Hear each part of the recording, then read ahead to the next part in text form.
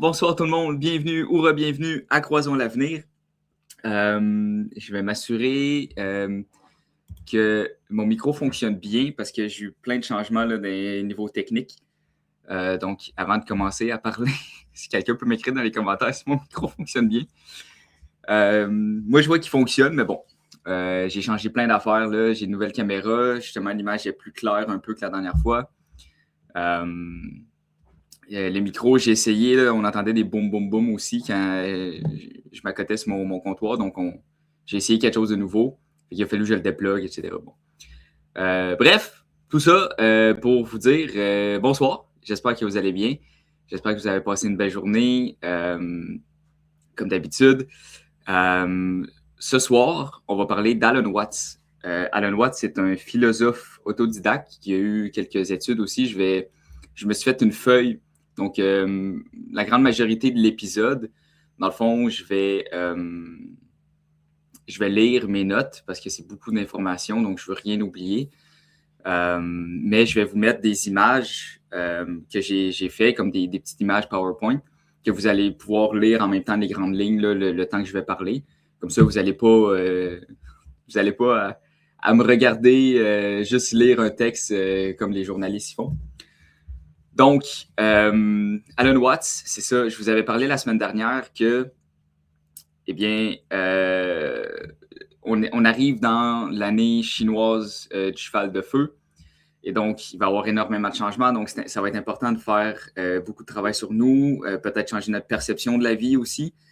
Et donc, 17 sur 17, excellent, merci beaucoup. Donc, je voulais vraiment faire l'épisode, j'ai failli pas le faire en plus. J'étais arrivé à l'appartement à 1h30, complètement là, mal de tête, migraine. J'avais la tête qui m'explosait. J'ai dormi jusqu'à 6h30. À 6h30, je me suis réveillé. J'ai fini de préparer l'émission. Puis j'ai fait les derniers touch-ups à 8h25. Donc, c'est pour ça que j'ai commencé un petit peu en retard. Mais je suis content de faire l'épisode avec vous ce soir. J'avais vraiment peur de le manquer.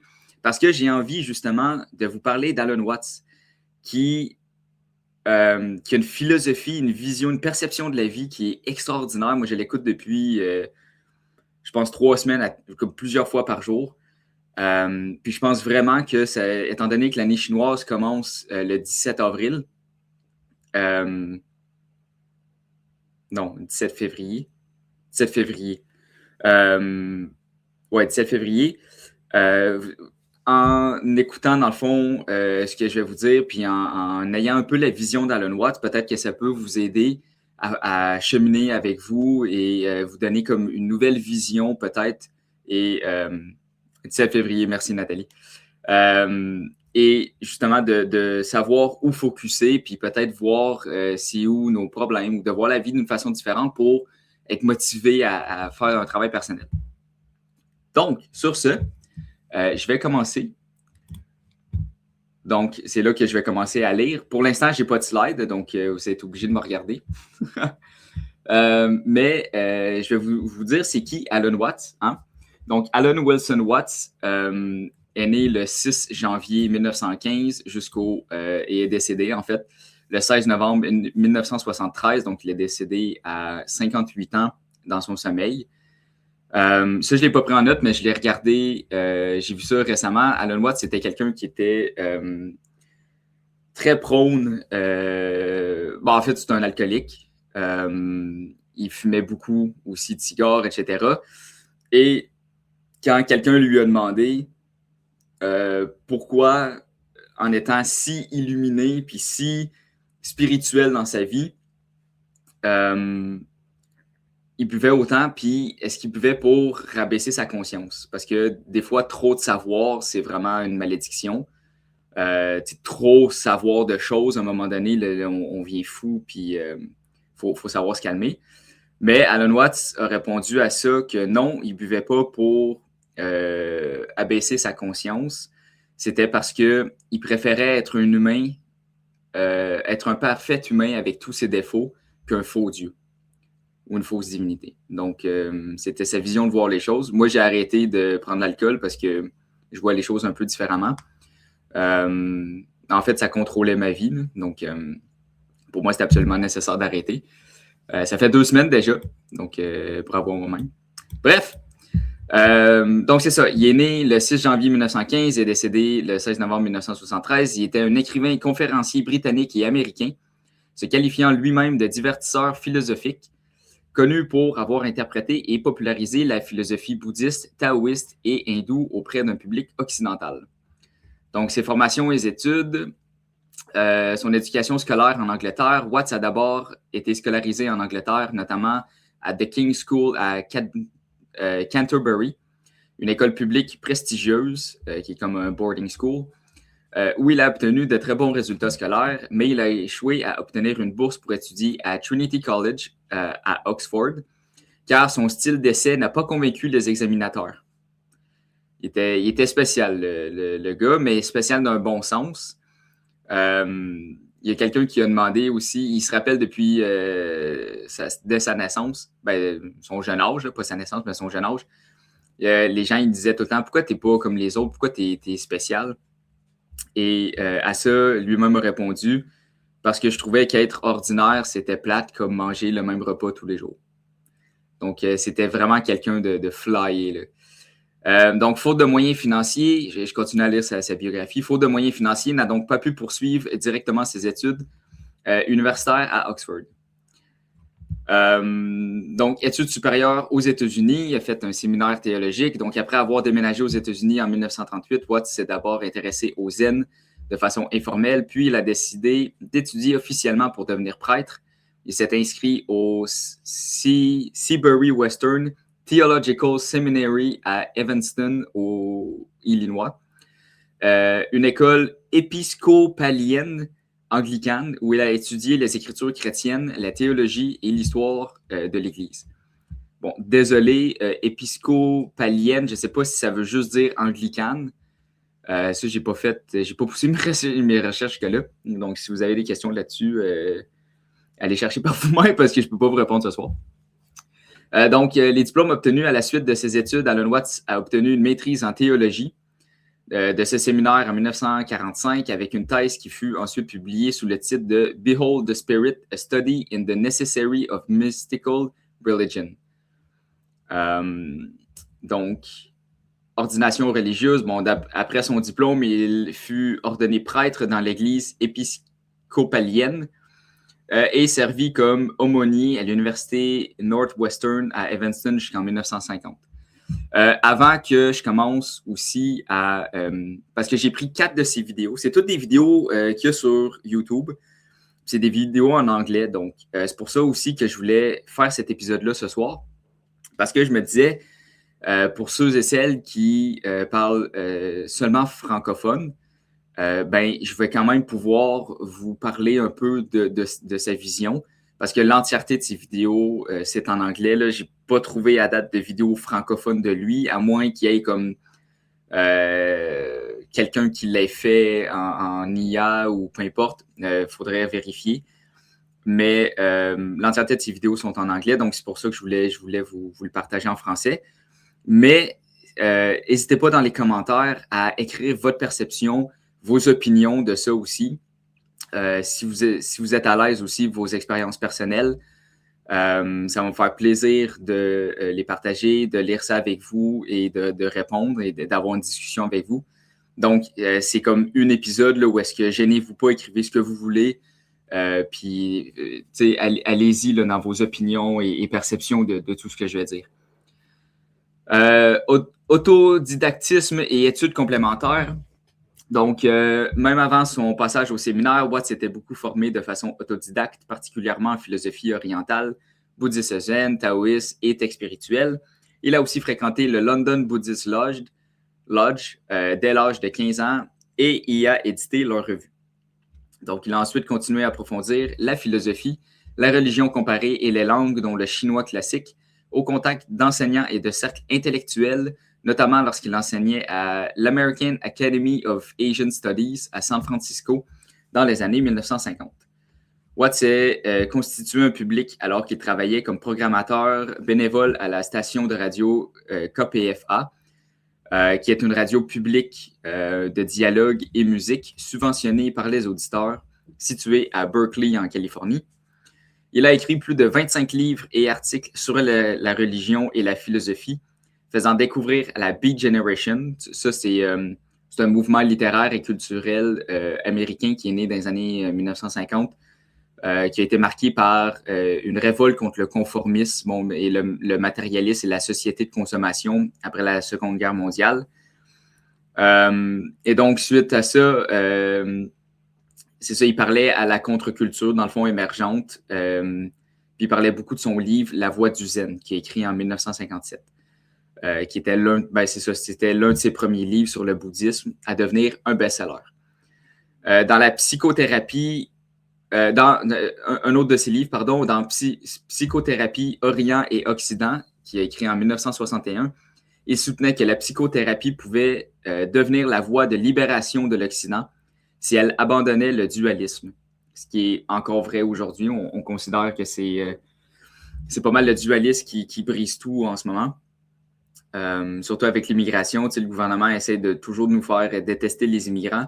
C'est vrai que l'immigration massive détruit, mais le problème, c'est pas les immigrants qui rentrent, c'est le système qui laisse les immigrants rentrer. Donc, il faut faire attention aussi à la dualité entre êtres humains.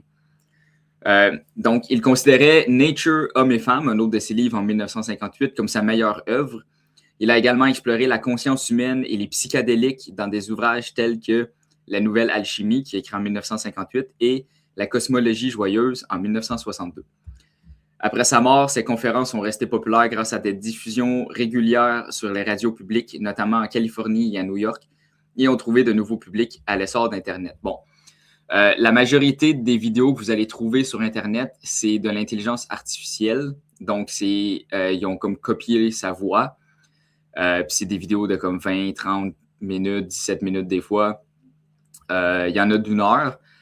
Donc, vous allez voir, si vous commencez à l'écouter, vous allez voir des fois que c'est pas toujours la même chaîne, puis c'est pas toujours exactement la même voix non plus. Cependant, moi, j'ai pas de problème avec ça parce que, bon, il y a des choses que l'IA, je suis pas d'accord, mais pour ça, j'ai pas de problème parce que ça permet de partager sa vision, ses connaissances, etc. Puis c'est très, très, très, comment je dirais, c'est très fidèle à sa philosophie. Donc, c'est pas quelqu'un dans son sol qui a décidé d'écrire n'importe quoi puis de faire passer ça pour Alan Watts. C'est vraiment fidèle à sa façon de voir la vie puis à sa philosophie. Donc, gênez-vous pas, là, écrivez Alan Watts sur YouTube puis vous allez trouver là, plus d'une centaine de vidéos par rapport à lui. Donc, juste avant que je commence à partager la première des 4 vidéos, je vais voir les commentaires rapidement. Oui, Nathalie, justement, le pouvoir du moment présent, effectivement. Bravo, merci. Bravo pour l'alcool, merci beaucoup. Jeff qui dit bravo, l'alcool et la cigarette, c'est difficile d'arrêter. Le stress, le savoir, ça m'y ramène tout le temps. Oui, c'est vrai, c'est vrai. Ben, justement, c'était difficile pour moi parce que j'avais arrêté la vapoteuse, l'alcool et tout.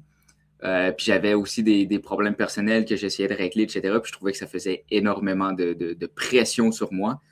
Donc, j'ai recommencé la vapoteuse. Désolé, papa, maman, vous apprenez ça ce soir. Mais je n'ai pas recommencé l'alcool parce que je veux vraiment focusser là-dessus. Donc, je me disais une chose à la fois. On est quand même humain. Hein, on a quand même un certain niveau de pression qu'on est capable de tolérer. Donc, je me dis une chose à la fois. Je vais faire le plus difficile en premier. Puis ensuite, on ira faire les plus petites choses qui affectent moins ma conscience. Puis la vapoteuse, au moins, je ne deviens pas en état d'ébriété, puis comme ma conscience n'est pas altérée, etc. Donc, j'y vais avec ce qui affecte le plus ma vie en premier. Ensuite, j'y vais avec le reste. Donc, merci beaucoup pour vos encouragements. Donc, la première vidéo, c'est « Restez calme et laissez l'univers vous apporter ce que vous méritez ».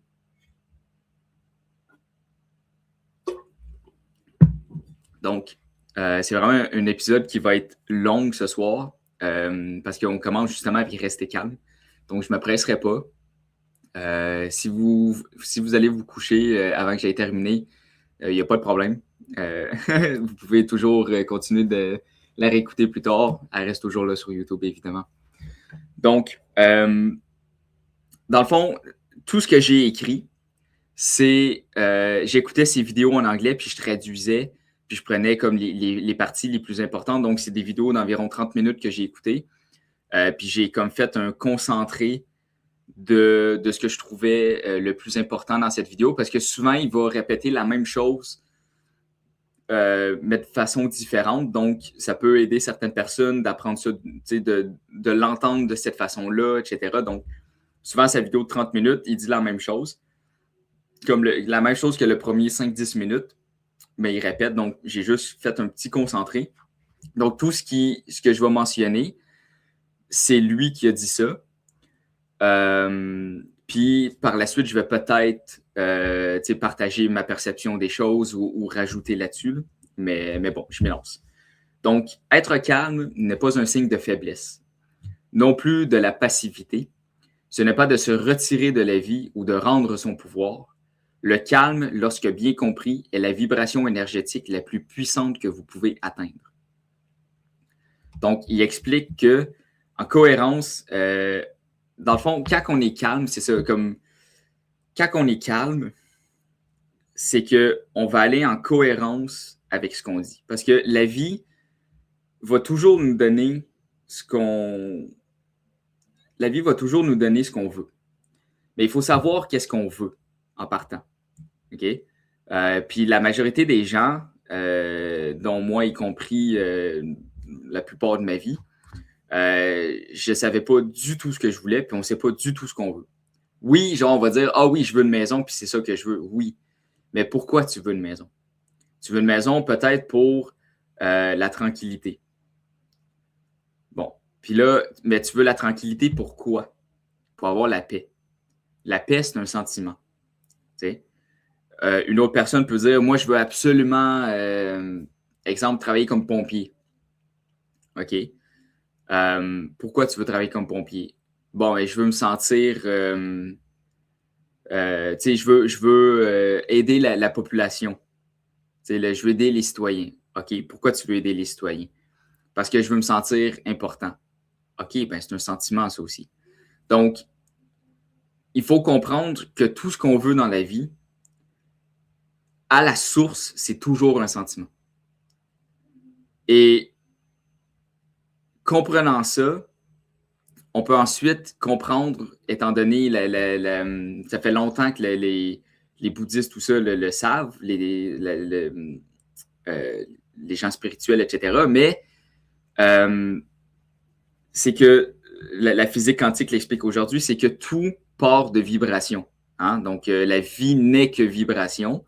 Et donc, ce qu'on dégage comme énergie, c'est ce qu'on va attirer dans la vie. C'est ce qu'on va se mettre en cohérence entre l'énergie, exemple, du travail de pompier et notre énergie personnelle. Les deux vont se mettre en cohérence, vont se connecter et on va avoir le métier qu'on désire ou la maison qu'on désire.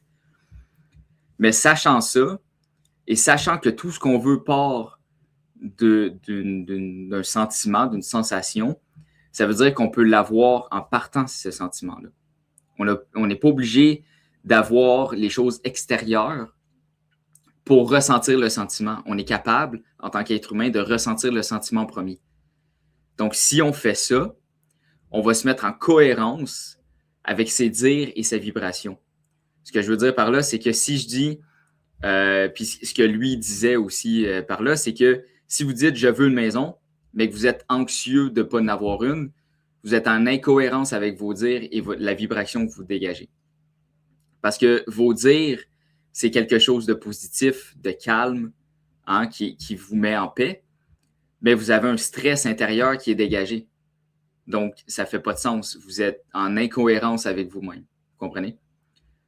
Donc, être calme puis de faire confiance à la vie, c'est tout d'abord de faire confiance que les choses vont arriver et donc on peut focusser sur notre sentiment personnel qui va nous accorder avec la vibration qu'on désire. Il parlait aussi dans cette vidéo-là que la vie n'écoute pas les mots, mais les vibrations. Donc, on peut dire ce qu'on veut, mais tant qu'on dégage une énergie de stress, de colère, on n'aura pas ce qu'on veut verbalement. L'extérieur, donc le macrocosme, s'aligne avec l'intérieur qui est le microcosme. Et donc, la création part de l'intérieur. Lorsque pris de l'extérieur, c'est une réaction. Et donc, ce qui veut dire par là, c'est que tout ce qu'on va créer dans la vie va partir de nous. Parce que j'avais déjà expliqué dans certaines vidéos passées la Trinité, où est-ce que tout part de la volonté, du cœur, de la passion, et ensuite ça va à l'intellect. Donc, toute création, avant d'être matérialisée dans le monde physique, part inévitablement d'une vibration, soit par un sentiment ou une pensée. Et donc, si on est calme à l'intérieur et qu'on a une vibration très relaxe, on va être capable de beaucoup plus créer que si on base notre émotion sur les choses extérieures. Ça, c'est pas une création, c'est une réaction. Le calme, je continue, le calme est un signe de confiance envers la vie et l'univers. Hein, c'est de savoir que la vie va nous apporter ce qu'on a besoin au bon moment. Donc, la force n'a jamais été une énergie de création, mais de survie. La création est d'aligner son monde intérieur pour que le monde extérieur s'organise autour de toi. OK? Forcer est lorsque nous ne faisons pas confiance à l'univers. Donc, de forcer, puis quand je parle de survie, c'est de contrôler le monde extérieur pour se sentir en sécurité. C'est que quand on force les choses, c'est parce qu'on n'a pas confiance que la vie va nous apporter ce qu'on a besoin. Fait qu'on le veut maintenant, tout de suite. Donc, c'est un aspect de... dans le fond, quand on est pressé, puis on force les choses, on est dans une vibration de manque et de manque de confiance ou simplement de manque de passivité aussi. Il parle aussi que c'est ça, nous avons peur que les choses n'arrivent pas. Donc, forcer les choses, c'est lorsque nous ne faisons pas confiance à l'univers. Nous avons peur que les choses n'arrivent pas si nous ne forçons pas pour qu'ils arrivent. Hein? C'est qu'on se dit, non, mais si je ne travaille pas maintenant pour faire telle chose, ça n'arrivera jamais. Puis là, il ne faut pas aussi faut pas le prendre de la façon que je me croise les bras, je ne fais plus rien, puis tout va m'arriver. Là. C'est pas ça du tout non plus. Il faut travailler, puis il faut travailler fort, mais c'est de ne pas forcer les choses. On peut travailler fort sans forcer aussi. Moi, je travaille fort sur mes émissions, mais je ne force pas rien pour que mes émissions arrivent. Tout est fluide pour mes émissions. En plus, je fais beaucoup d'improvisation. Puis quand j'essaye de me préparer d'avance, puis de me dire, OK, faut que je parle de ça, il faut que je pense à ça, blablabla. Puis là, j'essaye de me pratiquer de ce que je vais dire, ça bloque. Mais quand j'arrive en direct avec vous, c'est totalement fluide, puis tout va bien, puis il y a des choses que je me dis, mon Dieu, j'aurais jamais pensé à ça. Vous voyez? Donc, je travaille fort à préparer l'émission, à trouver des sources, etc. Mais je ne force pas les choses non plus. Donc, il explique que qu'est-ce qui arrive quand on tient des choses solidement dans notre main aussi. OK? Ben, je peux absolument rien placer ou tenir de plus dans ma main, donc, parce qu'elle est complètement fermée. Et donc, d'être calme, dans le fond, c'est de relâcher sa main. Et donc là, on va pouvoir prendre quelque chose de nouveau. Donc, c'est la même chose avec notre vibration. Si on est déjà dans une vibration de peur, d'inquiétude, de stress, etc., on est dans une vibration qui est complètement fermée de l'univers parce qu'on n'a pas confiance en elle. Puis on a l'impression qu'on est rejeté, qu'on n'est pas assez, qu'on n'est pas important. Et donc, il faut se forcer dans le monde pour se faire reconnaître.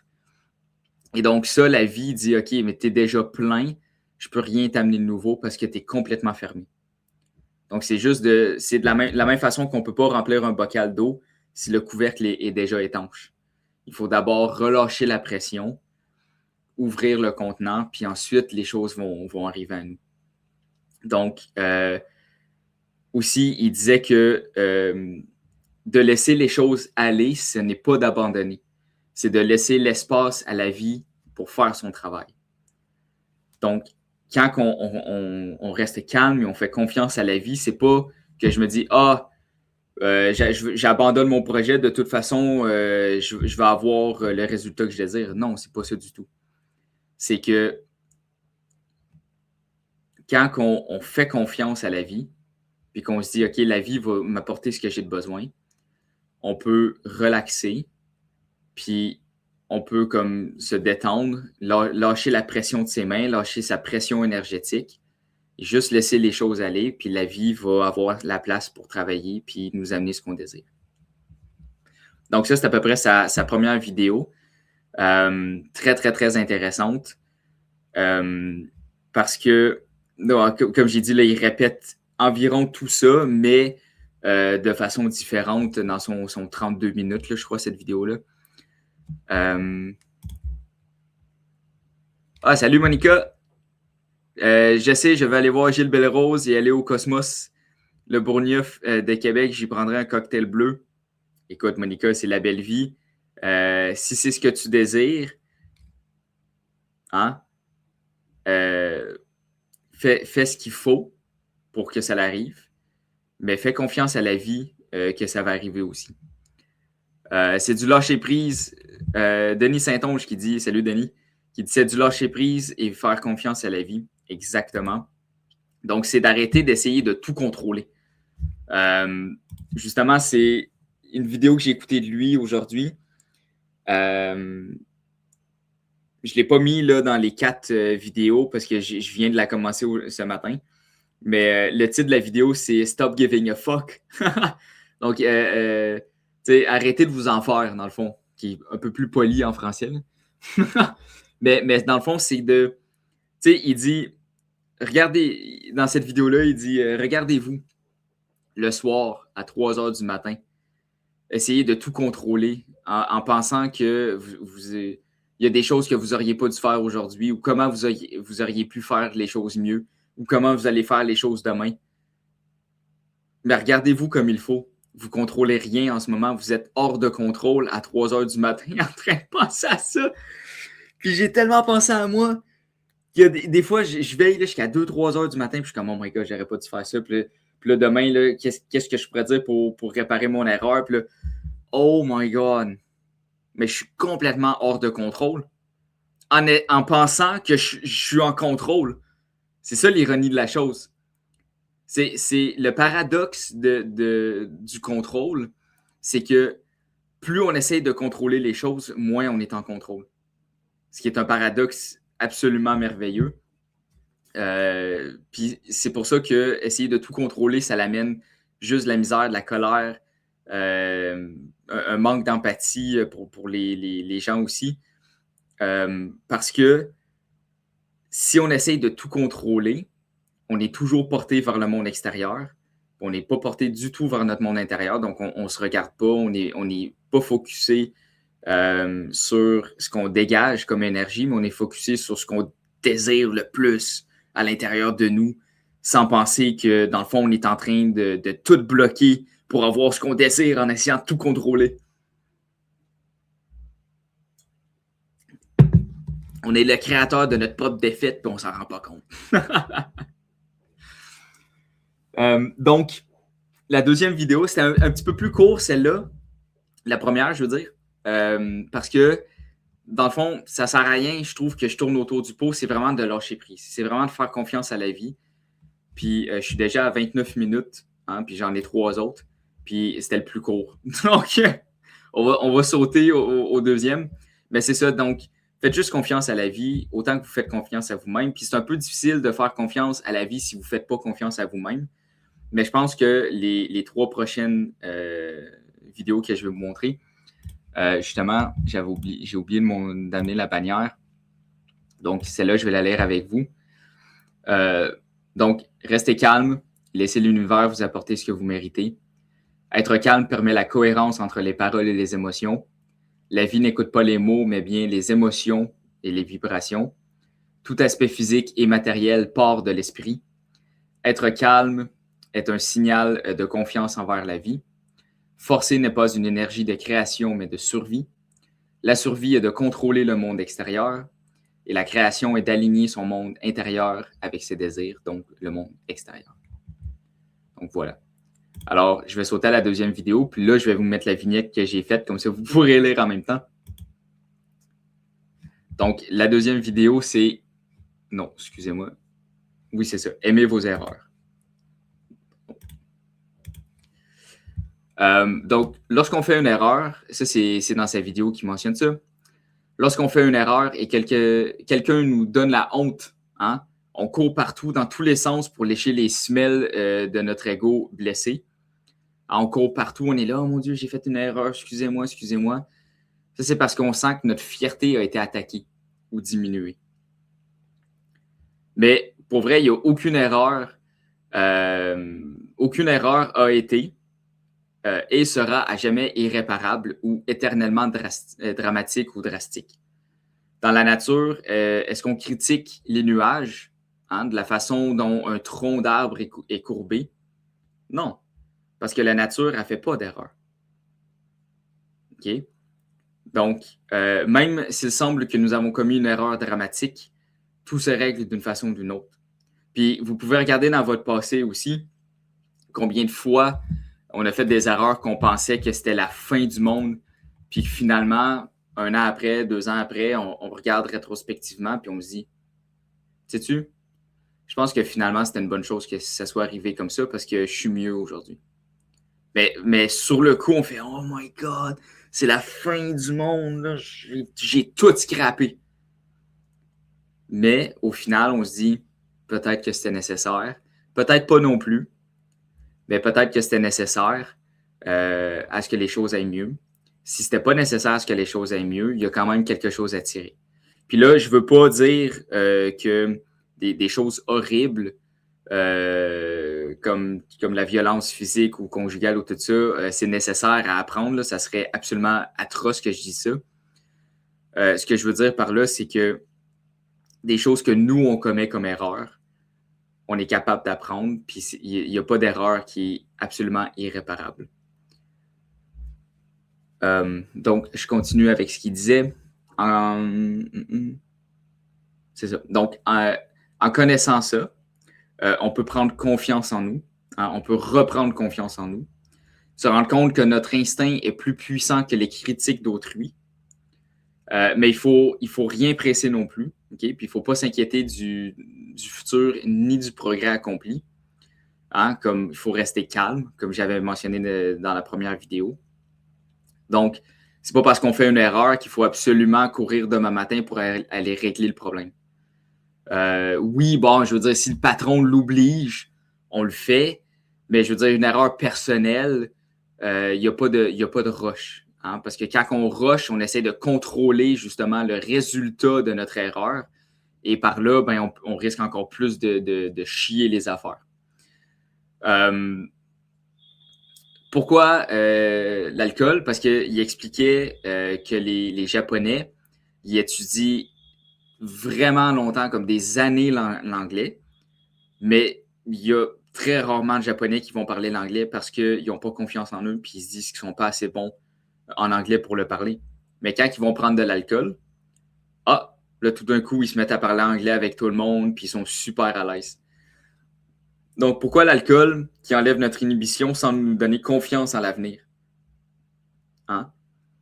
C'est parce qu'on ne s'attarde plus à nos erreurs comme étant quelque chose de dramatique. Quand tu fais une erreur puis tu es sous, tu fais « Ouais, c'est pas grave, je vais régler ça demain, puis tu sais, c'est pas la fin du monde, là, ça va se régler, c'est correct. » là.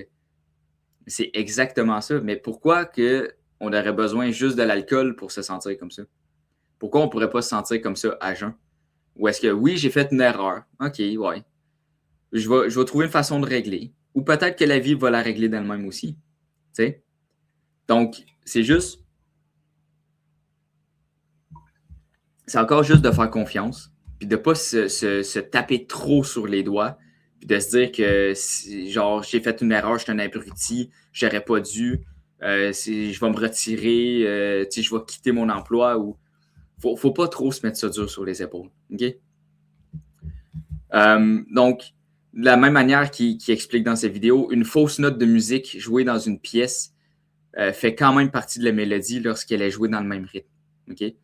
Donc, quand il y a un musicien de chef d'orchestre qui va jouer, un musicien dans un orchestre, pardon, qui va jouer une musique, bon, ben, s'il fait une fausse note, mais qu'il continue à jouer comme si de rien n'était, le public s'en rendra même pas compte.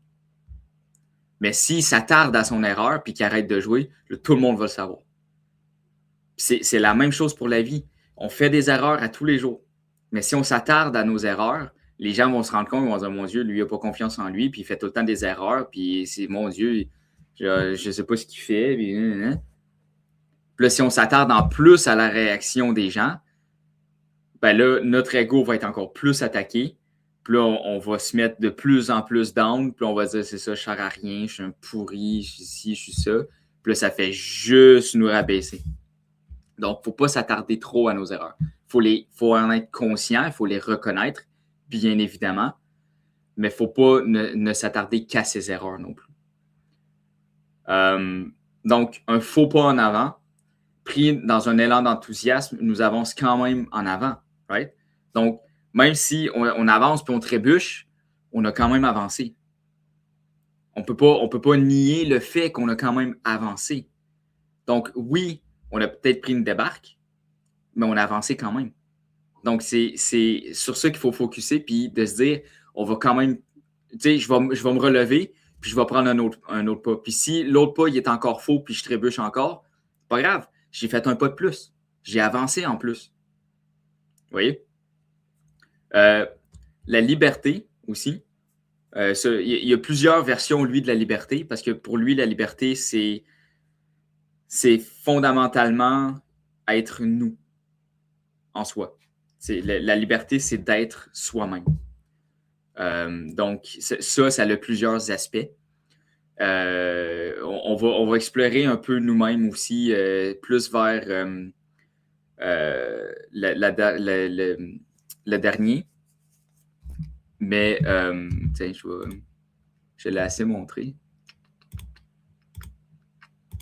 Je vais pouvoir le remettre là, plus tard. Donc, c'est ça, on a assez... c'est quoi je dis? Oui, c'est ça. On va explorer nous-mêmes.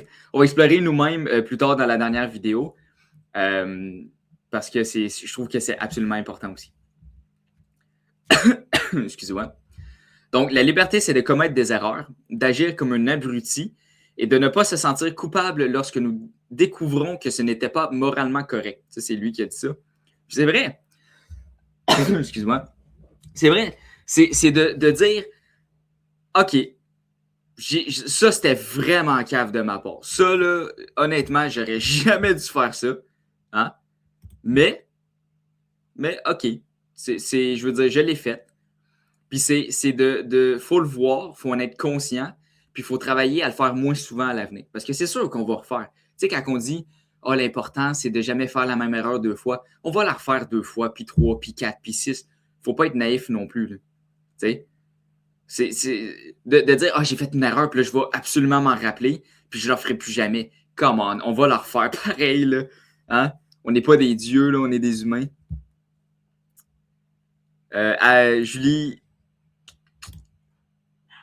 Julie Francoeur qui dit « Apprendre à s'observer sans jugement ».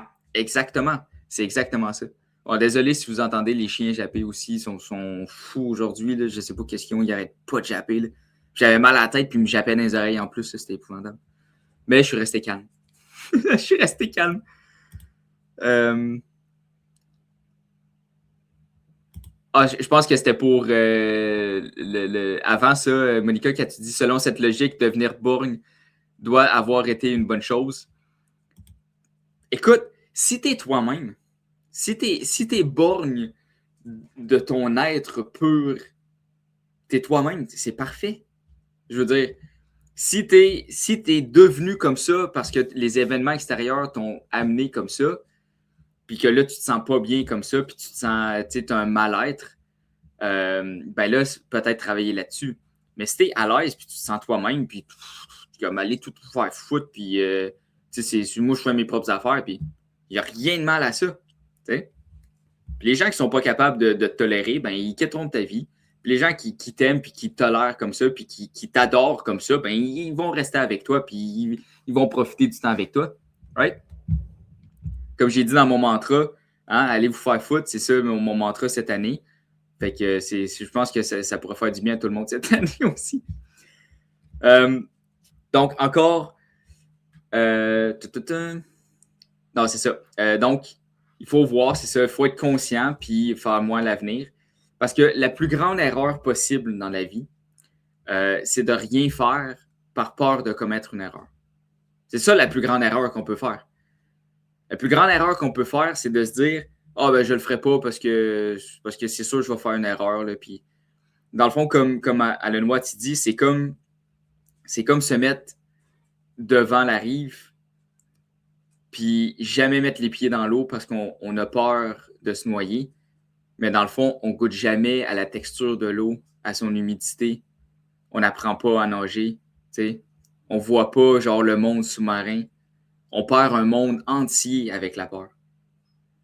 Donc, c'est juste de toujours faire un pas en avant puis de ne pas laisser la peur de l'erreur, hein, de faire confiance à la vie puis faire confiance à soi-même puis de ne pas avoir peur de commettre une erreur. Donc, mieux vaut tomber en avant que de rester sur place, bien évidemment.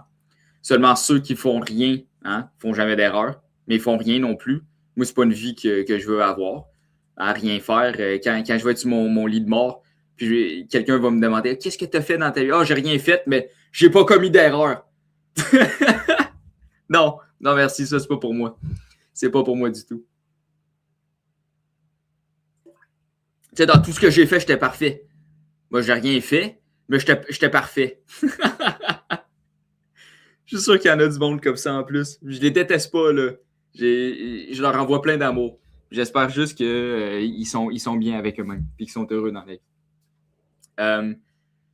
Donc, c'est aussi important de ne pas confondre les efforts et le progrès avec le résultat final. Ça, quand j'ai entendu ça, j'ai fait « Waouh! » Parce que moi, exemple, quand j'ai commencé à faire mon émission, je me disais « Ah, tu sais, non, excusez. Quand j'ai commencé à faire mon émission, si je m'étais dit « Je veux être professionnel en partant, je veux avoir un fond d'écran vert, je veux être capable de bien parler, d'être à l'aise, j'aurais jamais parti l'émission. » Ou je l'aurais parti plus tard. Puis là, plus tard, je me serais dit, ouais, peut-être c'est pas fait pour moi finalement. Puis, j'aurais changé d'idée. Puis, tu sais, là, je trouve que, en tout cas, c'est un peu plus professionnel. J'ai une meilleure caméra qui ne bug pas. J'ai un micro, j'ai un écran vert. Ça devient de plus en plus professionnel. Puis, j'ai pas fini d'évoluer l'émission non plus. Mais, si, en partant l'émission, la première épisode que j'ai fait, je m'étais dit, c'est pas comme je veux que ça soit au final, je l'aurais jamais parti. Donc, faut pas confondre les efforts et le progrès avec le résultat final. Car aucun résultat ne peut être accompli sans erreur pendant le parcours. Parce que c'est avec les erreurs qu'on va apprendre le plus, puis on va apprendre beaucoup plus rapidement si on fait des erreurs que si on essaye que tout soit parfait puis on avance lentement, on va atteindre notre but ou on ne l'atteindra pas du tout. T'sais? Ne pas oublier que la vie n'est pas un parcours à terminer. Ça, c'est beau aussi quand il a dit ça. Ne pas oublier que la vie n'est pas un parcours à terminer, mais bien une mélodie alors qu'on danse et qu'on chante pendant qu'elle joue. C'est merveilleux. Merveilleux. C'était-tu la fin? Ouais, OK. Donc, ça, c'était la fin de la deuxième. Donc, on va juste réviser ensemble. Donc, aucune erreur n'est irréparable ou éternellement dramatique. La nature ne commet aucune erreur. Hein? Elle vous a créé, la nature. La nature vous a créé. La vie, l'univers vous a mis au monde. Regardez-vous en ce moment. Hein? Elle ne commet pas d'erreur, la nature. Okay? On va en parler plus tard. Il ne faut pas s'inquiéter du futur ni du progrès accompli. Voilà, excusez mon PowerPoint, il change tous les mots automatiquement en anglais, donc il y a plein d'erreurs d'orthographe. Excusez-moi pour ça. Il faut que j'essaie de régler ça, là, mais à chaque fois que j'écris, à mesure, il change tous les mots en anglais, puis j'ai pas pris le temps, j'étais pressé pour écrire ça. Donc, une fausse note de musique jouée avec rythme fait partie de la mélodie. La liberté, c'est avant tout de pouvoir commettre des erreurs. Bon, j'ai commis une erreur dans le mot commettre. Hein? Seulement ceux qui ne font rien ne commettent pas d'erreur et ne pas confondre le progrès avec le résultat final. Donc, je vais juste voir les commentaires rapidement avant qu'on poursuive avec la troisième vidéo. Apprendre à s'observer sans jugement. Exactement, Julie Francoeur. C'est le jugement, c'est ça qui va être le tueur de toute méditation ou de toute confiance, dans le fond. Quand on médite, puis on a plein d'idées là, qui... Parce que méditer, c'est pas genre éteindre son esprit, puis que là, il n'y a plus d'idées, puis c'est noir, le noir absolu. Puis on végète. Prenez un screenshot de cette face-là. C'est le noir absolu, tu sais, puis là, on pense à rien. Non, les idées, ils n'arrêtent pas de se lancer. Mais c'est de les observer indépendamment, donc de se détacher de ces idées sans les juger, puis de les observer. Puis aussi, ce qu'Alan Watts, j'en parle pas là, dans les trucs, mais ce qu'Alan Watts mentionne souvent dans ses vidéos, c'est qu'on n'est pas nos pensées. Bon, Andrea, qui participait à les émissions avant, j'ai eu une discussion avec elle parce qu'elle n'était pas d'accord avec ça, donc c'était vraiment intéressant parce qu'elle a étudié en psychologie, donc c'était vraiment intéressant le débat qu'on a eu. Moi, je suis resté avec mon idée qu'on n'est pas nos pensées. Nos pensées nous appartiennent, oui, mais on n'est pas nos pensées. Pourquoi je dis ça? C'est que quand on a des pensées qui arrivent, on observe, on pense à nos idées. Si, exemple, j'ai une pensée intrusive dans la tête, puis je me dis, non, ça, je ne devrais pas le dire. Mais qui dit, ça, je ne devrais pas le dire? Qui a analysé la pensée? Si on est nos pensées, si notre âme, notre être sont nos pensées, qui les observe? Hein? C'est qui observe les pensées? Donc, Alan Watts s'y explique, puis je trouve ça vraiment beau aussi, que nous, on est le ciel et les pensées, c'est les nuages. Donc, ils viennent, ils partent. Tu as des nuages gris, des nuages d'éclairs, des nuages de pluie, des nuages blancs. Bon, là, on a des chemtrails, on a un ciel gris depuis un bout. Là, fait que le ciel c'est un nuage chimique. Là. Mais ça, c'est pas normal. Ça. Donc, en tant que ciel, c'est à nous, dans le fond, d'observer les nuages, d'observer nos pensées. Puis quand ils sont grises, et c'est des nuages d'orage, de savoir inévitablement qu'ils vont s'en aller, qu'ils ne vont pas rester pour toujours. T'sais. Mais si on s'identifie comme le nuage gris d'orage, puis qu'on dit « Oh mon Dieu, je suis de même », puis ben, on va le suivre, ce nuage-là. Puis là, on va rester dans cette idée-là beaucoup plus longtemps que si on fait juste observer l'idée, puis qu'on se dit non, je suis créateur de mon avenir, de mon présent, je suis créateur de mes émotions. Et donc, je n'ai pas envie de rester gris toute la journée. Je veux avoir une bonne journée et donc je vais changer mes pensées, je vais changer ma façon d'agir. Bon, je vais être extrêmement honnête avec vous et transparent. Tout ce que je vous dis ce soir, c'est des choses que je sais, parce que je les ai écoutées depuis longtemps, tout ça. Mais est-ce que je les mets en application dans ma vie? Ça, c'est difficile.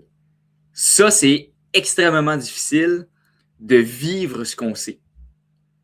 Là, ce que je suis en train de vous... Parce que j'ai passé un moment difficile dans les derniers jours, comme une période assez difficile pendant le temps des fêtes.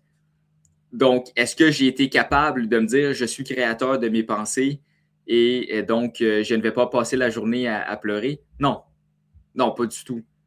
Pendant 3 jours de suite, j'étais dans ma chambre, je faisais plus rien, puis j'étais complètement déprimé de la vie. Mais, je veux dire, ça arrive. On est humain, ça arrive, puis il faut pas se flageller parce qu'on était triste. Puis, tu sais. Mais, je veux pas avoir la prétention de vous dire que ce que je vous dis, je l'applique dans ma vie à tous les jours. Absolument pas. Puis je veux pas je veux pas que vous ayez la pression de vous dire « Ah, ça m'a dit des choses ou j'ai vu des choses, puis j'étais triste l'autre jour, j'ai échoué. » Pas du tout, pas du tout.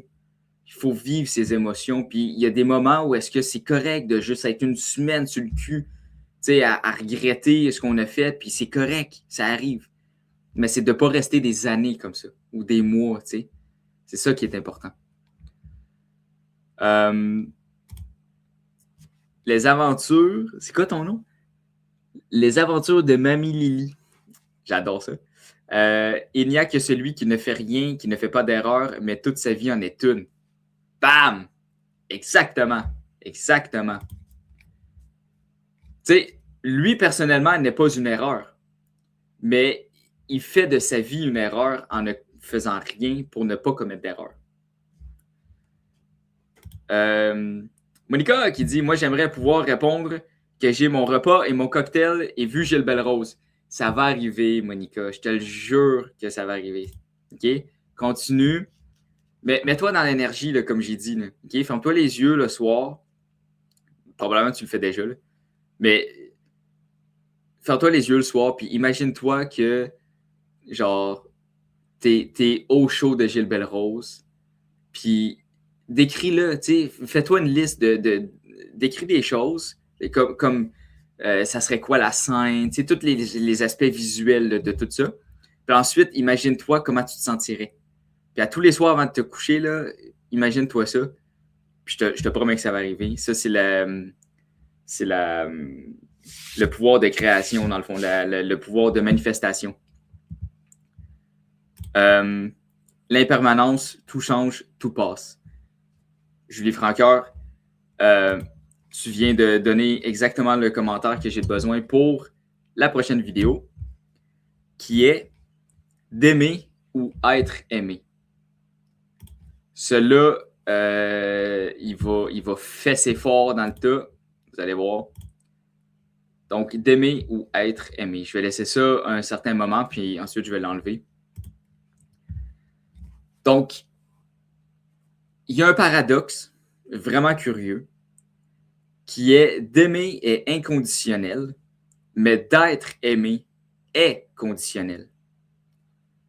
OK? Donc, d'aimer, c'est dans notre nature même. D'être aimé, ça dépend des circonstances. C'est pas inconditionnel. OK? Donc, nous savons tous que les histoires romantiques de films, de séries, de romans sont charmants mais illusoires. Hein? On l'a tous appris inévitablement que les histoires d'amour, c'est des conneries. C'est pas la réalité du tout. Hein?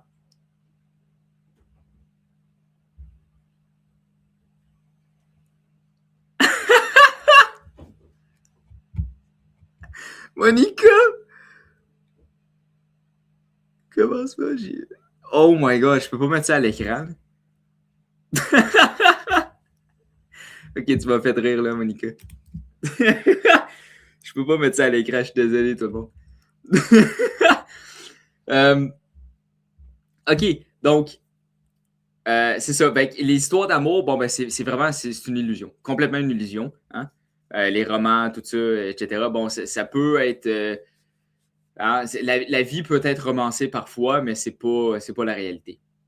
Donc, depuis combien de temps aussi, hein, puis là, avant que je continue, il y a certaines choses que vous allez entendre là-dedans qui, ça se peut que ça vous bouleverse, ça vous choque, ou que vous dites, ouais, je pensais que c'était ça, mais je voulais pas y croire, whatever.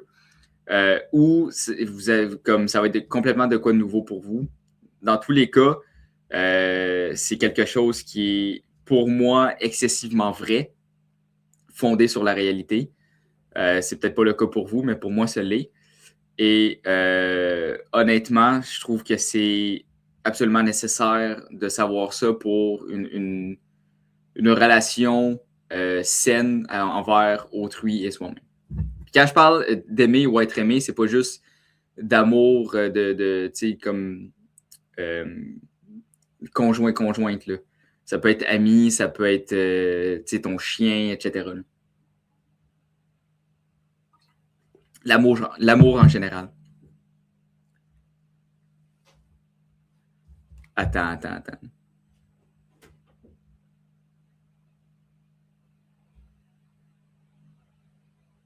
OK. OK, je vais focuser sur mon émission, mon Nicole. Donc, c'est ça. Je continue. Depuis combien de temps on entend l'amour, ça doit se mériter. Agis bien, tu recevras de l'amour. Remplis les désirs d'autrui et tu seras gardé. Sois beau, sois fort. Sois un homme et les femmes vont tomber dans les bras. Sois belle, sois féminine. Sois une femme et les hommes vont te choisir. T'sais. Puis le résultat, ça va être l'amour. OK? Mais il n'y a rien de ça qui est de la vraie amour. C'est une transaction. C'est un contrat. C'est une transaction. C'est un contrat entre deux partenaires qui vont se quitter si le contrat est brisé. Quand un va arrêter de donner, ben, l'autre aussi, il va arrêter. Puis le contrat va se mettre à terme, puis les deux vont se quitter. Quand on dit genre, oui, de se mettre beau, genre, mettons, moi j'aime ça bien m'habiller. J'aimais ça bien m'habiller quand mon ex revenait du travail ou vice-versa. Pas en pyjama, tout décoiffé. Oui, fine, c'est bon, mais c'est pas la raison pourquoi elle m'aime. Ça, c'est juste un respect mutuel. Si je pense que c'est ça l'amour, que quand elle me voit et elle dit « Oh mon Dieu, t'es beau », puis là, je suis comme « Oh mon Dieu, elle m'aime », l'amour, c'est beaucoup plus simple et profond que ça. Ça, c'est complètement superficiel.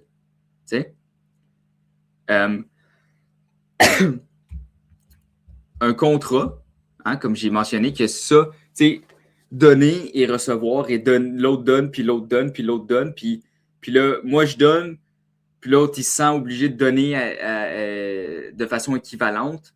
Puis là, l'autre, il sent qu'il a peut-être plus reçu, fait que là, il a envie de plus donner. Puis là, l'autre sent qu'il ne peut pas donner assez, fait que là, il est triste parce que là, il sent qu'il n'est pas assez pour l'autre personne qui a donné trop.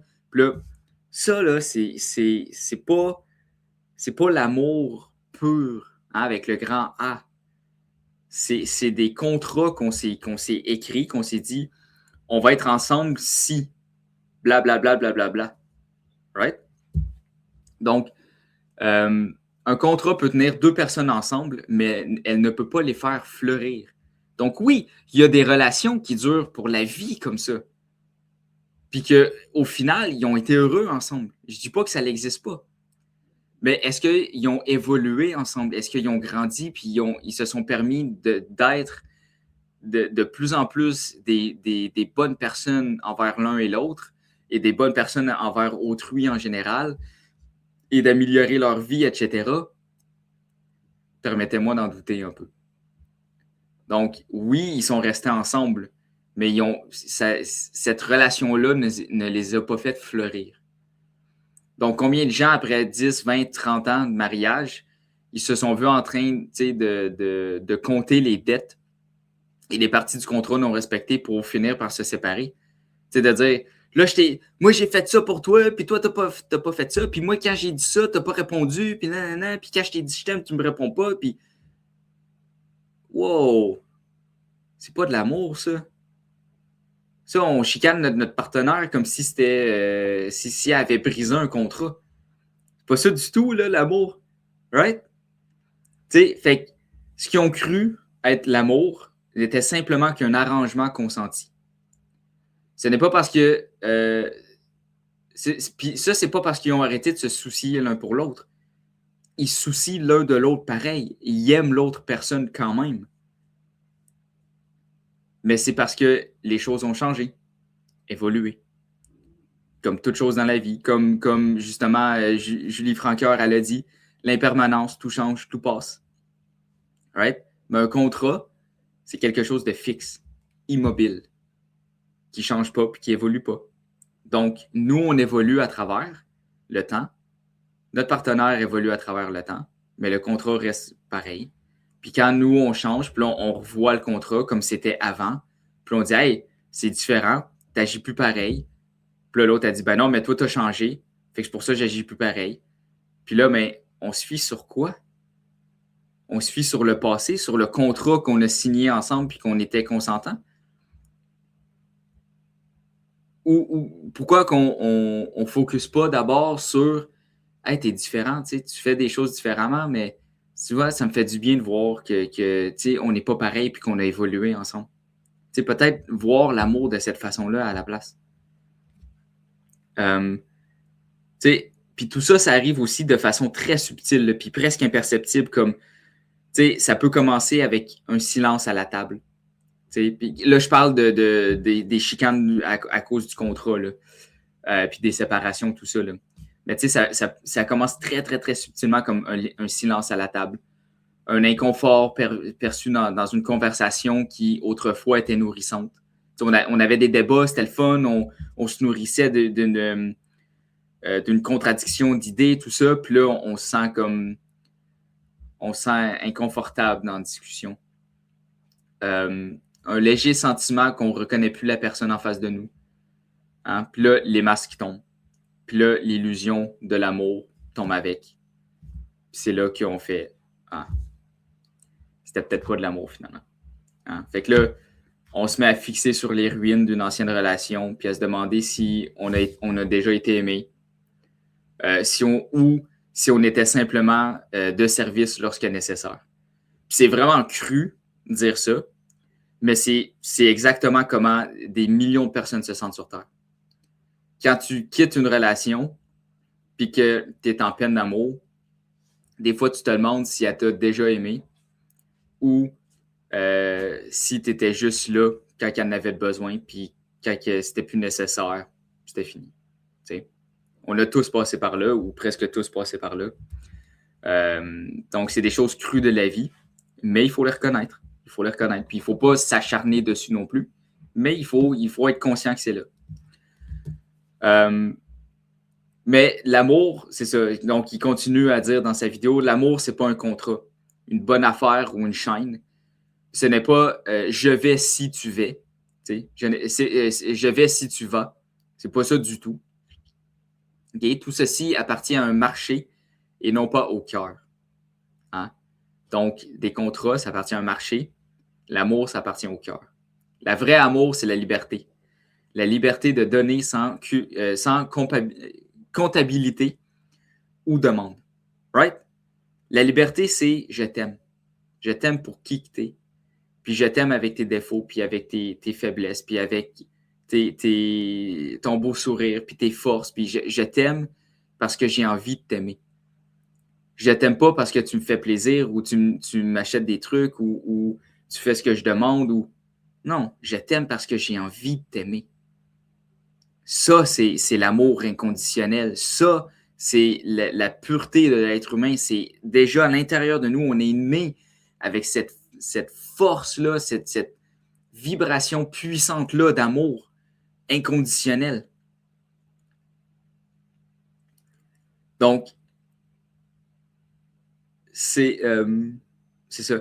C'est la nature même de l'être humain, de se soucier de l'autre, non de les maintenir. Quand tu dis je vais t'aimer si tu me fais ça, dans le fond, c'est des chaînes, c'est des contrats, tu maintiens la personne en place. La personne n'a pas envie de t'aimer par la suite. Elle se dit, parce que là, si j'arrête de faire ça, il va arrêter de m'aimer. Fait que là, elle se sent obligée, et plus dans l'amour, et dans l'obligation. Donc là, c'est sûr que la relation, il va avoir des moments tendus. Right? C'est la liberté de faire confiance et d'être heureux, et non la peur de donner de façon équivalente ou de toujours s'inquiéter de briser un contrat. OK? Mais voici un paradoxe. Okay? Encore un paradoxe, hein? Il y en a beaucoup. Pour Alan Watts, il y en a beaucoup de paradoxes. Un amour pur provenant du cœur ne peut être donné par quelqu'un qui est affamé d'amour. Puis ça, c'est vraiment important, je vais le répéter. Aucun amour pur provenant du cœur ne peut être donné par quelqu'un qui est affamé d'amour. Puisque l'amour qui sera donné attendra toujours un retour équivalent.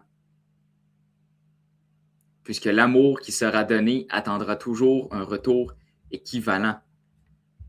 Et lorsque ceci n'arrive pas, l'amertume prend place, la colère s'installe et le sentiment de ne pas être compris ou vu pose une ombre sur les gestes et les paroles données. Right? Puisqu'un cœur qui est avare d'amour attachera toujours des cordes à l'amour donné, il va regarder, il va mesurer, il va juger la réponse, la réaction donnée par la partenaire. Il ne peut pas s'arrêter de supplier pour de l'amour. Il ne peut pas trouver une source intérieure d'amour infini qui ne séchera. Excusez, ça, je recommence. Il ne peut pas. C'est ça. Excusez, je recommence. On ne peut pas arrêter de supplier pour de l'amour, OK? Si on ne trouve pas une source intérieure d'amour infini qui ne séchera jamais, comme un puits sans fond. Donc,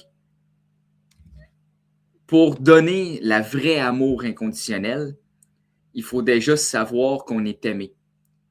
Mais pour savoir qu'on est aimé, il faut trouver une source inépuisable à l'intérieur de nous.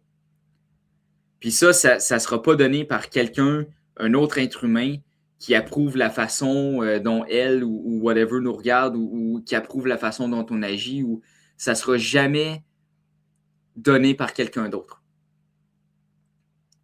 Cet amour infini-là vient du silence interne que la vie qui t'a mise au monde t'aime déjà.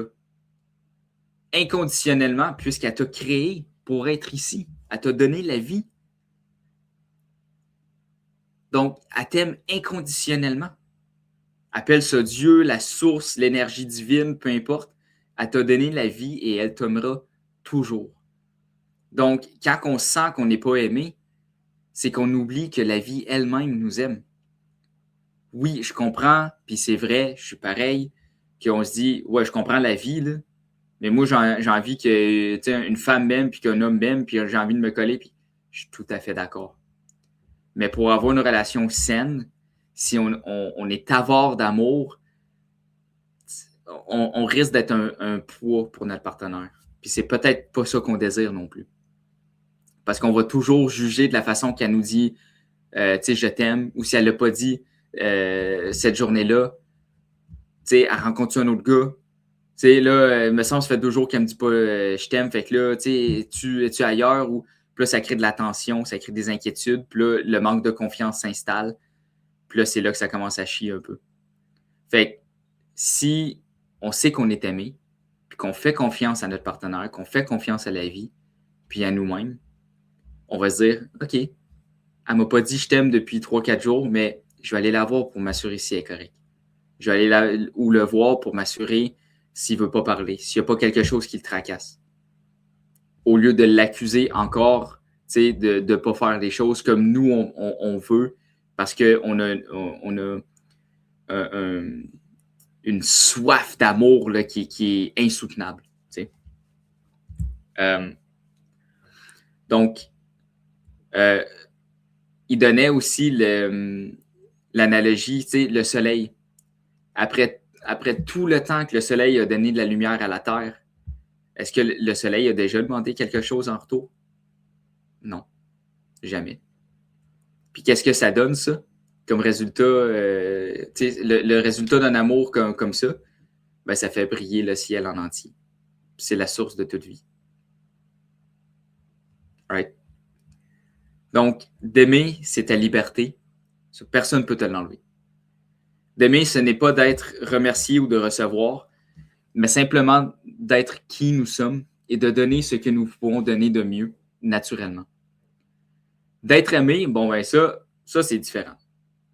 Être aimé, ça ne peut pas être demandé, acheté ou être raisonné, du tout. C'est un cadeau qui agit par lui-même, arrivant quand il veut, et il part quand il devra. C'est tout. C'est quelque chose qui vient et qui va. C'est comme le vent qui frôle ta joue. Ça, c'est une autre analogie qu'il avait donnée. C'est comme le vent qui frôle ta joue. Soit tu ouvres tes bras et soit tu ouvres tes bras et tu l'acceptes, ou tu le refuses. mais tu ne pourras jamais t'approprier ce moment pour toujours, ni forcer le vent de continuer sa direction. C'est la même chose pour l'amour entre humains. On ne pourra jamais forcer quelqu'un à nous aimer. Parce que c'est pas de l'amour. C'est un contrat. Parce que quand c'est imposé à quelqu'un d'autre, c'est ça. C'est pas de l'amour, c'est un contrat, c'est une chaîne, c'est une obligation, ou c'est même un désespoir aussi. Hein? Alors, oubliez surtout pas, vous n'êtes pas aimé inconditionnellement de par une relation humaine, mais par la source même qui vous a donné la vie. Puis là, oui, tous les parents vont dire à leur enfant qu'ils les aiment inconditionnellement. C'est vrai. Mais, je veux dire, tôt ou tard, nos parents, ils partent, malheureusement. C'est un fait de la vie. Ou si on est loin aussi. Ou si on est en chicane avec nos parents. Parce que, oui, on aime inconditionnellement, mais ça arrive des chicanes. Donc, on peut se dire, ah, ils m'aiment plus, etc. Nanana. Mais tu peux pas être en chicane avec la vie. Tu peux pas être loin de la vie parce que tu es la vie. Donc, cette source-là est beaucoup plus fiable et est beaucoup plus puissante à tout moment pour remplir ce vide d'amour-là. Puis je dis pas de refuser, puis que c'est pas vrai que les parents aiment de façon inconditionnelle. Il y a certains parents que non, là, mais il y a certains parents qui aiment vraiment de façon inconditionnelle. C'est vrai. Mais tout ce que je dis, c'est que si vous êtes avare d'amour, peut-être que cet amour inconditionnellement-là de vos parents ne sera pas suffisant quand même. Puis c'est pas que vos parents vous donnent pas assez d'amour, c'est que on a besoin d'un puits sans fond, inépuisable, qui ne s'arrête pas si on a une chicane aussi. Donc, pour être aimé par quelqu'un, il faut d'abord savoir s'aimer nous-mêmes. Non pas par indulgence ou par fierté, mais par conscience ou bien confiance aussi, de notre propre existence qui est déjà suffisante, qui est déjà aimée, qui a déjà sa place dans l'univers. Et donc, on va juste ramener la petite bannière avant d'aller à la troisième. Donc, d'aimer ou d'être aimé. Aimer est inconditionnel, mais d'être aimé est conditionnel. Ne pas confondre l'amour avec une transaction. L'amour évolue autant que la vie elle-même. Elle n'est pas fixe. L'amour est de se soucier de l'autre et non de le maintenir. Personne ne peut aimer du cœur sans déjà se sentir aimé. Et un cœur avare attendra une récompense à ce qu'il aura donné. D'aimer, c'est ta liberté. Personne ne peut te l'enlever. Personne. Il n'y a personne qui peut t'enlever ça. C'est ton cadeau à toi. Ton cadeau à la vie. Ton cadeau de la vie pour la vie. Alors, il est 1h13 déjà. J'avais dit que ça allait être long. Hein? Quatrième vidéo et la dernière. Ensuite, je vais faire une petite conclusion, puis on va arrêter ça là. Dans les commentaires aussi, n'hésitez pas si vous voulez vraiment pousser à donner votre opinion sur ce que je viens déjà de mentionner, ou des trucs que vous pensez, ou des personnes comme des philosophes, un peu comme Alan Watts, que peut-être je ne connais pas, que vous pouvez écrire le nom, etc.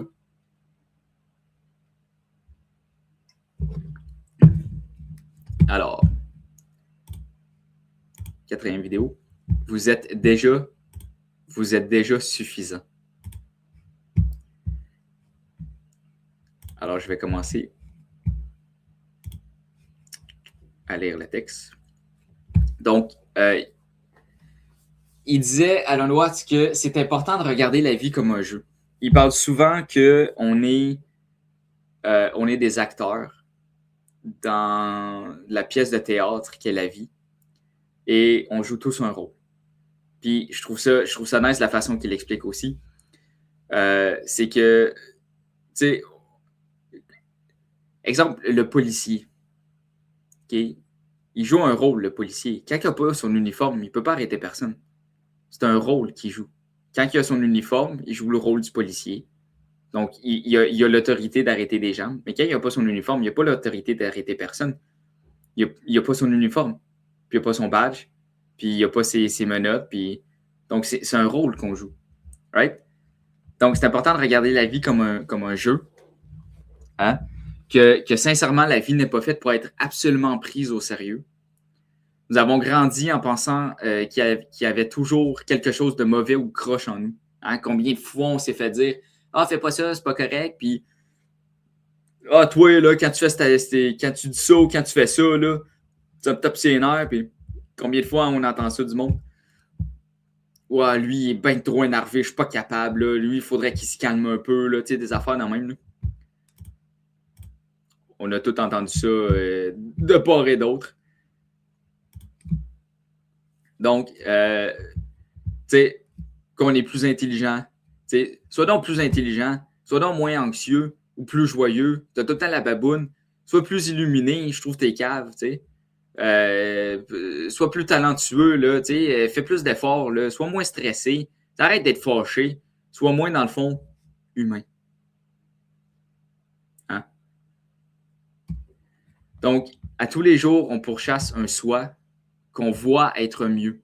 Parfait. À tous les jours, on se dit qu'est-ce que je pourrais faire aujourd'hui pour être fier de moi et être parfait. T'sais. Pas faire d'erreur, puis tout contrôler.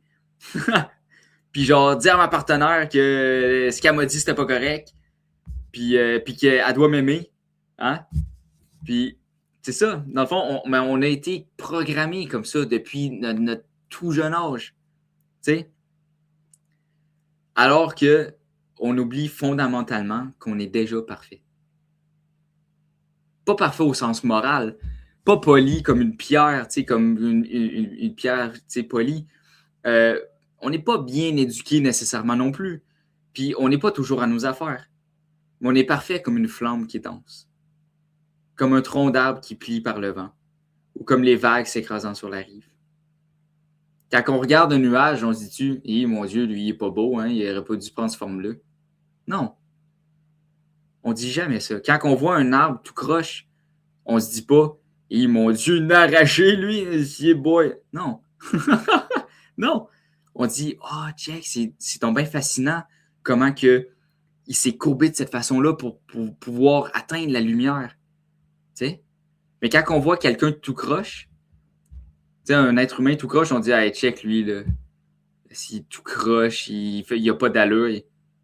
Mais peut-être qu'il avait besoin d'être tout croche pour atteindre, lui, sa lumière. Hein? Comme l'arbre avait besoin aussi dans la forêt. Donc, ça, je continue. Excusez, je m'étais perdu dans mes notes. Donc, vous voyez, on ne fait pas partie de la nature. Comme si on était des observateurs extérieurs, puis là, on observe la nature. On est la nature.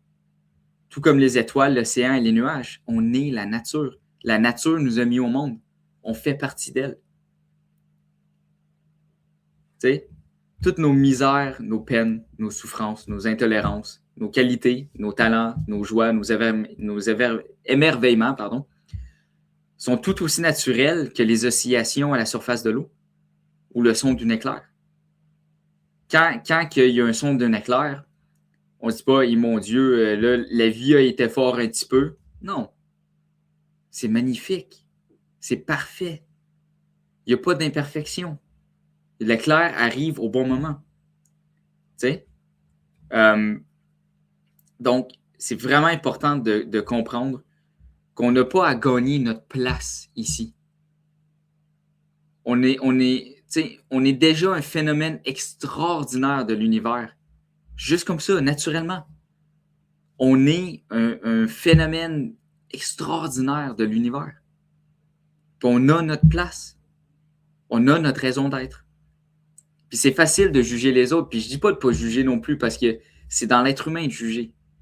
C'est dans l'être humain. C'est la première fois qu'on voit quelqu'un, notre réaction directe, c'est de juger. C'est pas mauvais non plus.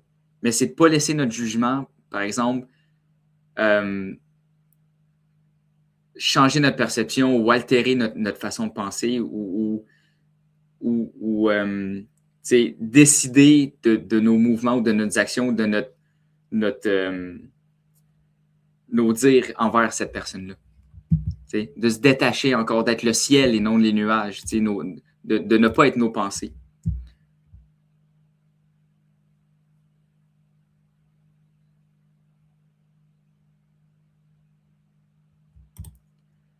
Jules Francoeur qui dit « Observer sans évaluer est la plus grande forme d'intelligence humaine ». Citation de Krishnamurti.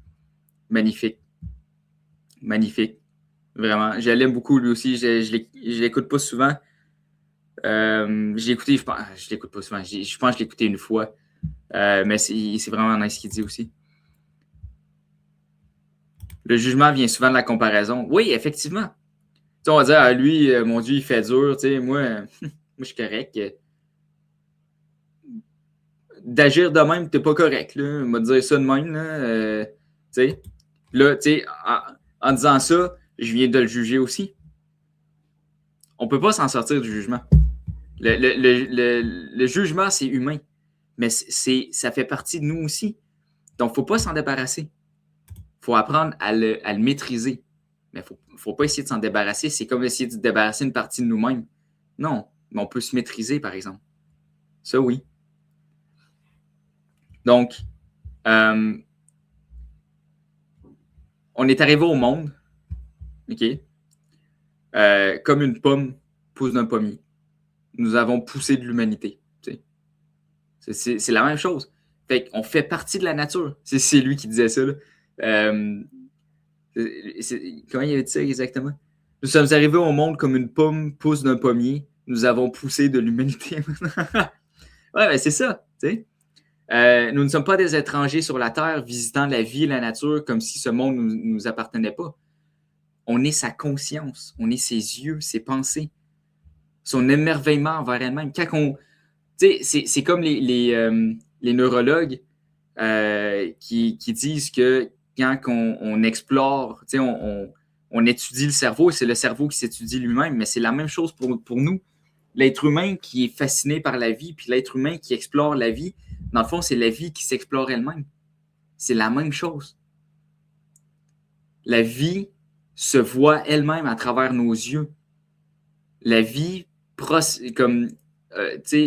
ses pensées à travers notre cerveau, notre cœur, ses émotions à travers notre cœur. Il n'y a pas de ligne où est-ce que l'humanité s'arrête et où le monde commence. C'est comme, on est comme une vague dans l'océan. Ça serait inimaginable, dans le fond, de penser que la vague est séparée de l'eau. C'est comme, voici la vague et voici l'eau. Non, c'est la même chose. Comme une flamme. Est-ce qu'une flamme a un contour, une limitation? Non. La flamme, elle vacille, est en perpétuelle continuité. Un flot, c'est un processus. C'est la même chose pour l'être humain. On n'est pas statique, inchangeable.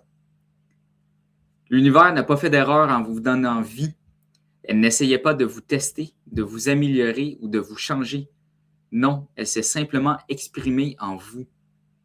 C'est vraiment beau, ça. Vous êtes unique. Il n'y a personne qui parle comme vous, rit comme vous, danse comme vous. Vous êtes une parcelle parfaite de l'univers infini. Mais dès notre naissance, on est programmé à performer, à bien se porter, à devenir important, puis à même devenir quelqu'un, tu sais. Puis là, on finit par le croire.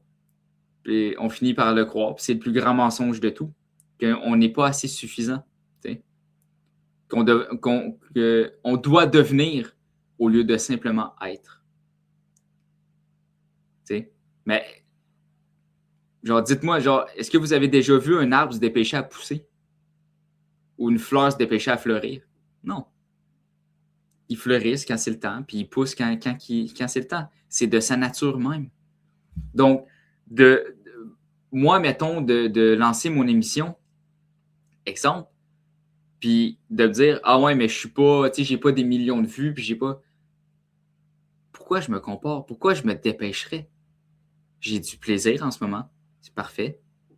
Puis ça va pousser comme ça va pousser. La vie va faire ses choses. Moi, je vais y aller de façon fluide, je vais y aller de façon naturelle, comme ça me fait du bien. Je ne vais pas pousser les choses parce que là, je vais rendre ça une tâche. Puis une tâche, dans le fond. Puis là, j'aurais plus de plaisir parce que je vais être hyper stressé, je vais être anxieux, je vais dire, oh mon Dieu, j'ai pas fait ça correct aujourd'hui. Puis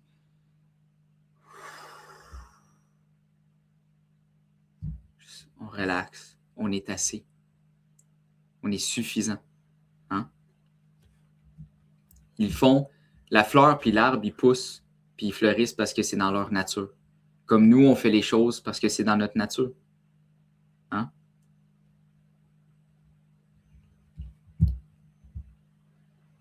Puis nous aussi, ça, il avait dit ça aussi.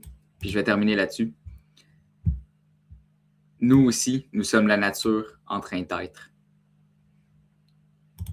Donc, arrêtez de vouloir devenir et soyez. C'est tout. On n'a pas besoin de devenir quelqu'un, on a juste besoin d'être. Puis c'est comme ça qu'on va devenir hyper puissant parce qu'on va avoir confiance en nous, on va être calme, on va faire confiance à l'avenir, on va aimer inconditionnellement, on va projeter de l'amour, on va être cohérent avec nos pensées et notre vibration. Puis on va arrêter de se taper sur les doigts trop fort quand on va faire des erreurs, etc. Ah, bonsoir, Joanne. J'espère que tu vas bien. Donc, c'est ça. Donc, j'espère que cette émission-là vraiment vous donne une piste à peut-être vous enligner vers un développement personnel. J'espère que vous avez, je dirais pas appris, mais que vous avez, ça vous a permis de modifier votre perception de la vie ou peut-être renforcer la vôtre aussi. C'est tout à fait correct. Mais j'espère que vous aviez apprécié ce qui est dit. Moi, je vais continuer d'écouter ces vidéos. Si vous voulez, mettons que si jamais vous voulez que j'en fasse une au complet, exactement mot pour mot, puis que dans le fond, comme je fasse la narration au lieu de faire comme un épisode en ce moment, je pourrais commencer peut-être à faire ça si ça vous intéresse. Parce que ça va être beaucoup de travail. Donc, si c'est pas tant en demande, je ne prendrai pas le temps de faire ça vraiment. Je vais focuser sur autre chose à la place. Mais si jamais ça vous intéresse, mettons que j'essaie de trouver une façon pour traduire ces vidéos en français et vous faire la narration, je pourrais faire ça. Toujours des petits projets, si ça vous intéresse, que je suis partant à me lancer. Oui, puis d'être aussi, tu sais, comme Patrick Burenstenas dit l'alchimiste français, quand on vient au monde, on est. Fait, pensez à genre N''T, pas le N-A-I-T. Fait que le naît, fait que tu sais, c'est on n'est pas, right? Quand on vit, pendant notre vie, on est dans le par-être. Et quand on décède, on disparaît. Donc, quand est-ce qu'on est? Quand est-ce qu'on est dans l'être? Jamais. Jamais. Right? Fait que, commencez ça aujourd'hui. Commencez ça demain matin. Soyez dans l'être. Soyez vous. Soyez vous-même. C'est ça qui est important. All right? Donc, sur ce, je vais vous souhaiter une excellente soirée. Et la semaine prochaine, je ne sais pas ce que je fais. Ça va être une surprise pour moi-même. Je vais y penser en fin de semaine.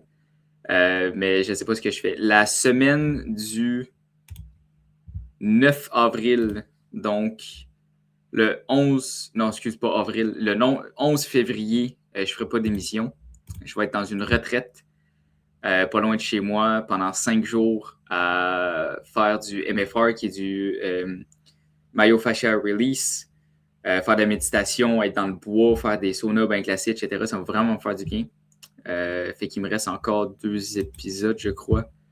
Ouais, il me reste 2 épisodes encore. Donc, je ne sais pas trop ce que je vais faire, mais bon, ça va être une surprise. Alors, bonne soirée tout le monde. Merci, Joanne. Excellente soirée à toi aussi. Je vous souhaite une excellente nuit de sommeil. Faites de beaux rêves. Je vous revois mercredi prochain. Soyez en paix avec vous-même et aimez-vous, s'il vous plaît. OK? À la prochaine, tout le monde. Salut.